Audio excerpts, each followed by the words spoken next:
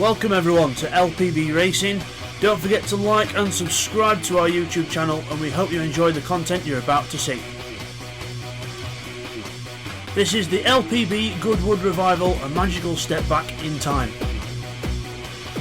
Round 1 is the N100 class. These will be the slowest cars that we race, but they will provide some brilliant racing action.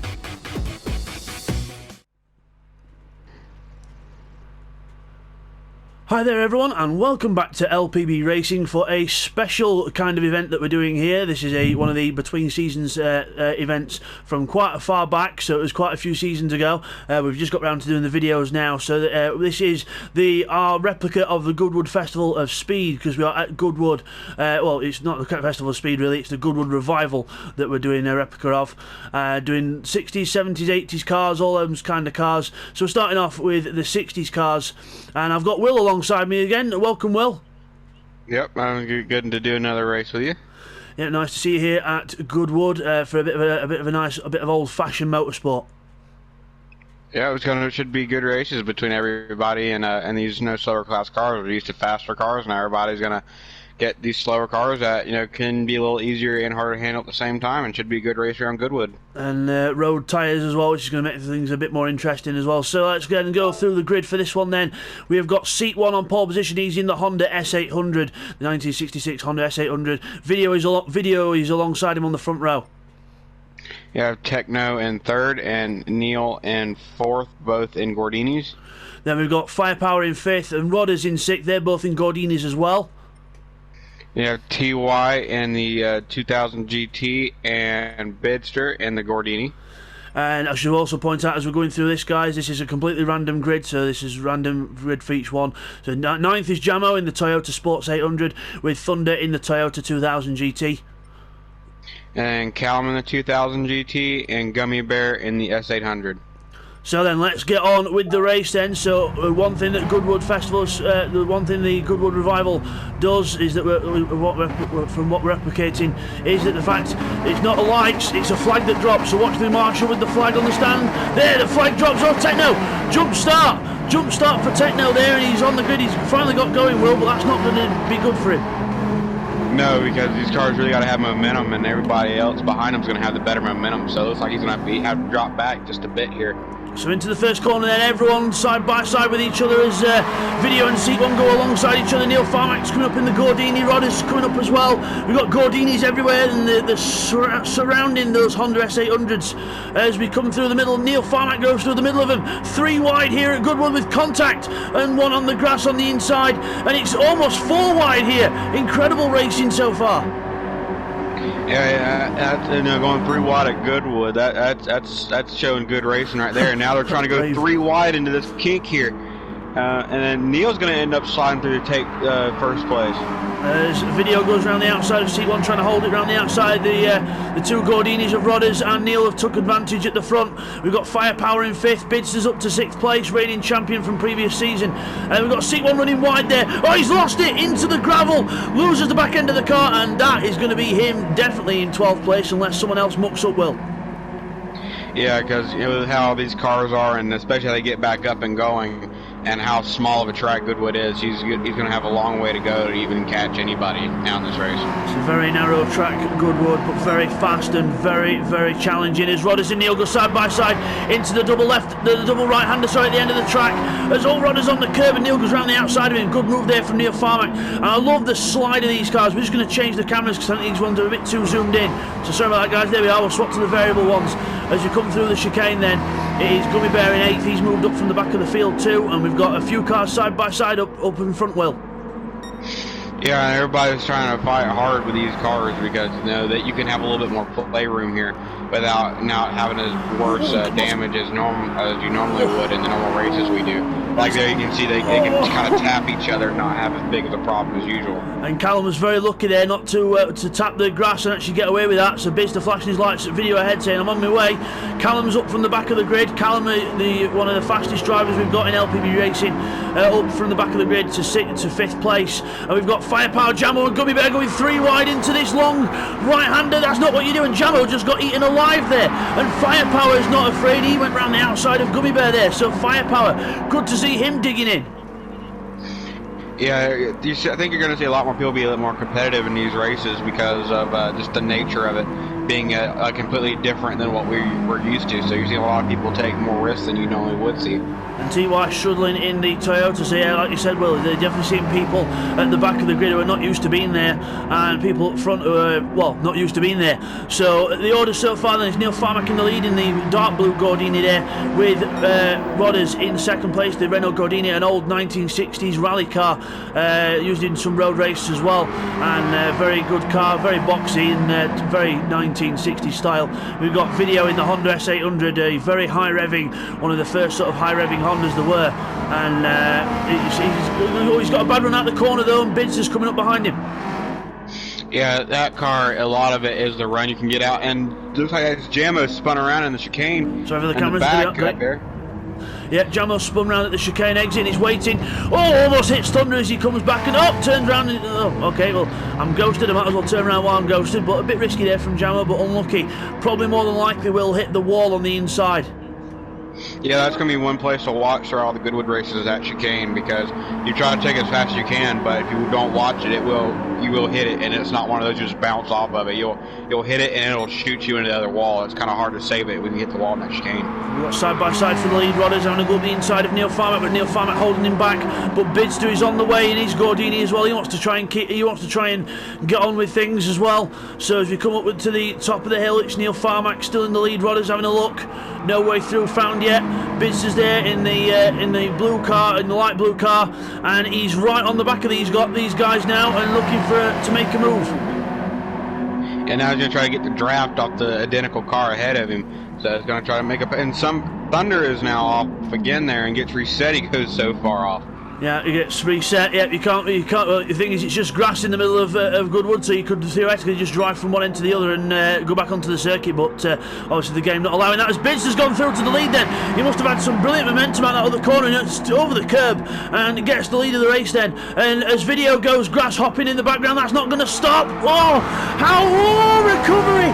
How did he make that chicane? That was incredible car control, and just misses the wall there. Will, I've never seen anything like that. I've seen somebody else in the background doing the same thing. That's incredible car control.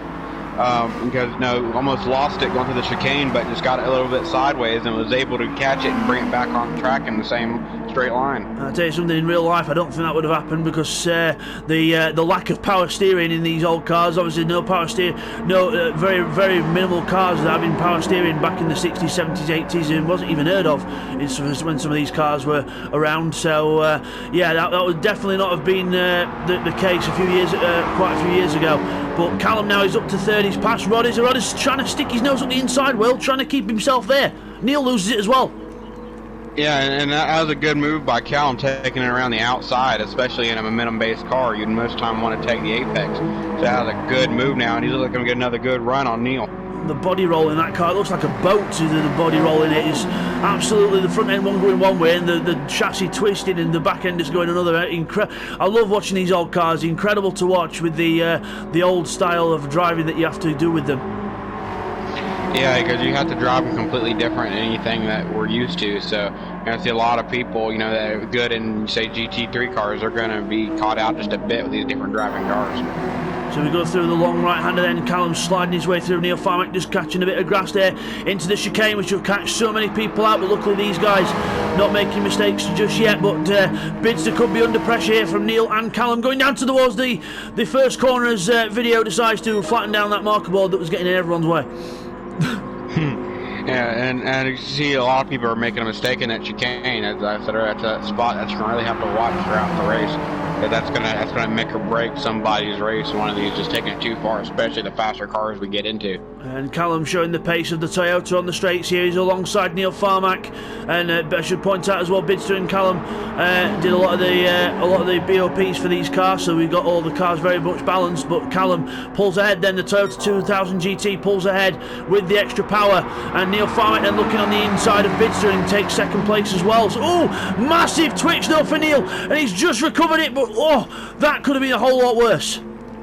It really could have been, and seeing the momentum you need for these cars, because he just lost a bit of it. And then now he lost almost 2 places there, just trying to get the momentum back. Yeah, and one thing you don't do, Rodders, is you don't try and poke your nose around the outside, because on this track, if someone puts you on the grass, you're going to be visiting the gravel trap or the wall, and probably a few marshals very soon. Yeah, because it's just like all other tracks we visited, that, and like right there, you barely touch the grass, and it's going to pull you out. There's really, it's especially in these cars, it's really hard to get that car put back on track without having a big off. Yeah, and also with Goodwood, with the old tickets as well, there's not really very much runoff before you get to a wall, so if there's a crash at Goodwood, it tends to be quite a big one. There's not usually any small crashes. It's either nothing or it's big.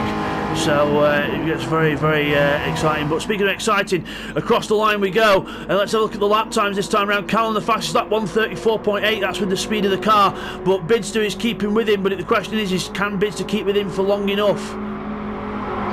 Yeah, and now you're starting to see the pace come out, because everybody was sticking together for the first 4 laps. Now on lap 5, you're starting to see the first 2 cars pulling away from the gap. So now a lot of cars are spreading back out and creating gaps to each other. So Callum has the good speed in that Toyota, and he's showing it especially on the straightaways.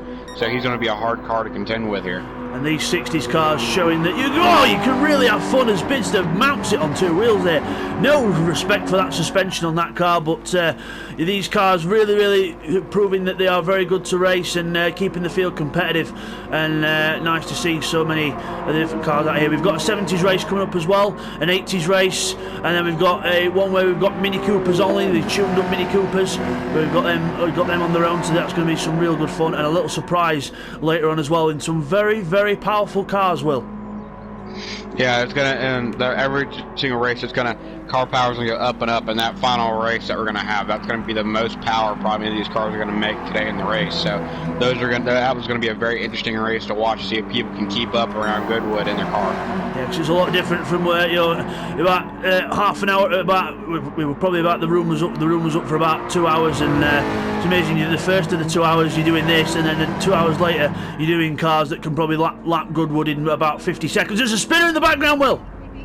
And video is off. Another right before chicane again. We're seeing video isn't having good time in that chicane right now, and almost gets hit by TY. That's his second or third time having trouble in that chicane, so you can tell it's really hard. He's having a really hard time with that chicane. And as Gummy Bear comes out the chicane as well, he got a bit wobbly there, so it looks like all the Honda 200s are not doing very well.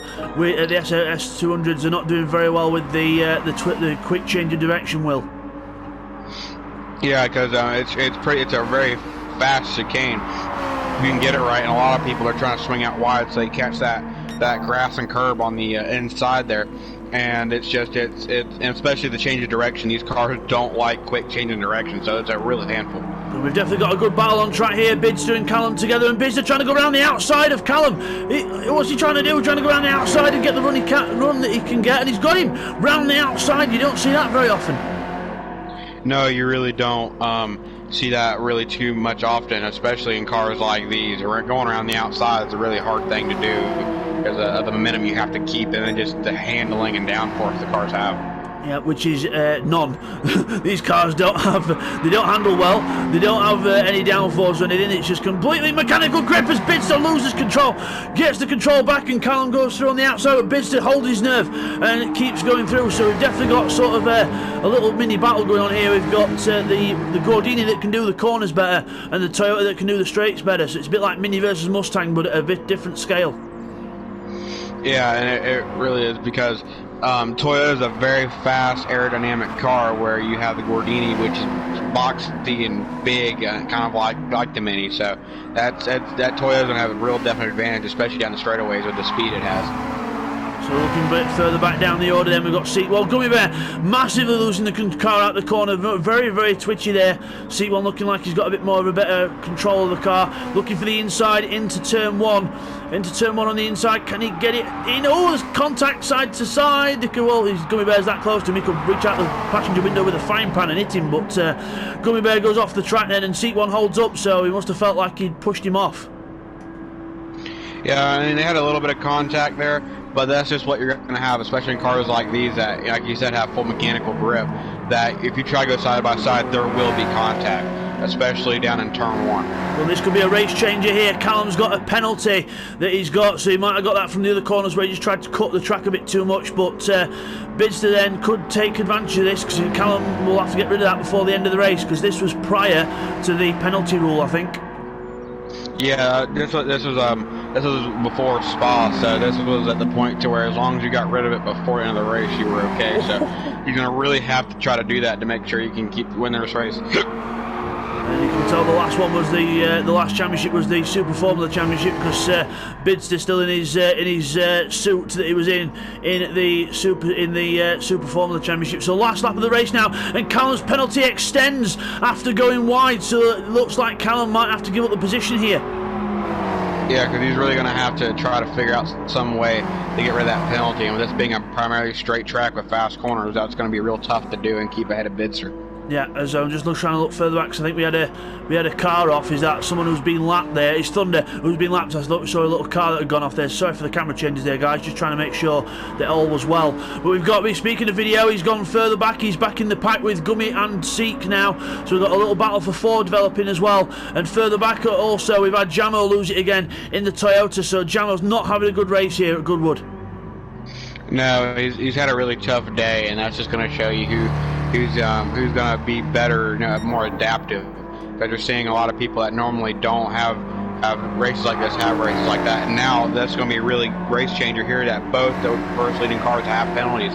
Yeah, so both of them got penalties, but both getting rid of them at the same time. Callum got rid of his, and Bidster's just got rid of his now. But Bidster didn't have as much to get rid of, and Bidster holds on to the lead then. So they've both done it just there and then, but it looks like that gap is not going to come down. It looks like Bidster could take the win here, Will. Yeah, because it's not, there's really nowhere to really create that big of a gap unless somebody has an incident. And now it's going to basically come down to this last chicane to see what Bid does. Neil and Ross go off. Wow, Neil gets a penalty at the last moment as well. That's going to be a race changer. But it's Bidster who's going to take the win here at Goodwood. Bidster wins the 60s race. Well done to Bidster. Callum second. Neil has to, he will go to 4th because he might as well cross the line with the penalty because there's not really enough room to slow down. So Rodders will be 3rd. Neil will be 4th, and that was disappointing there for Neil.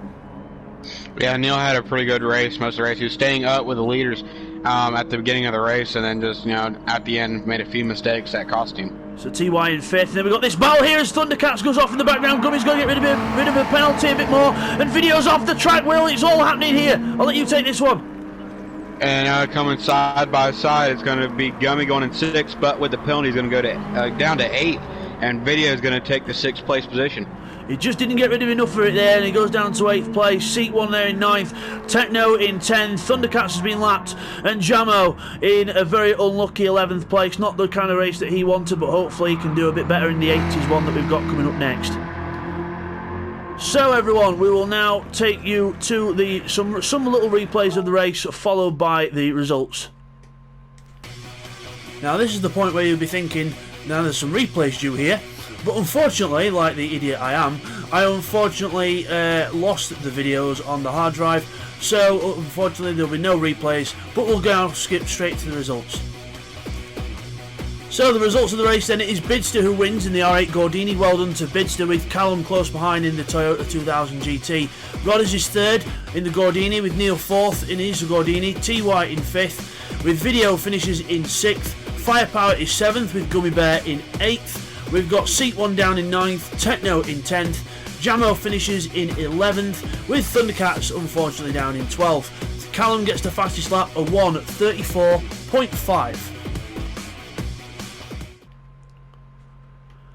So as we come back from that then, your winner there is Bidster. He didn't have as much penalty to get rid of, but it was a pretty close race between those two, and also Rodders and Neil as well. It was a very close race between the top 4 at the beginning, and then just the pace of Callum made the pace of the race go up just a bit more than usual that you would see with these cars. So it was a very, very good and competitive race. So thank you for joining us, Will, and next time, guys, it's going to be the 80s race of our LPB replicated Goodwood Revival. So we'll see you then for that one, guys. From me and Will, take care. Thank you for watching that race at Goodwood by LPB Racing. Don't forget to like and subscribe to our YouTube channel. It really does help us out, and then you can find brilliant content on there as well. And the next one at the Goodwood Revival, a magical step back in time, is going to be round 2, which is in the N100 cars. Jaguars, Ferraris, Pontiacs, you name it. We'll see you then for that one, guys.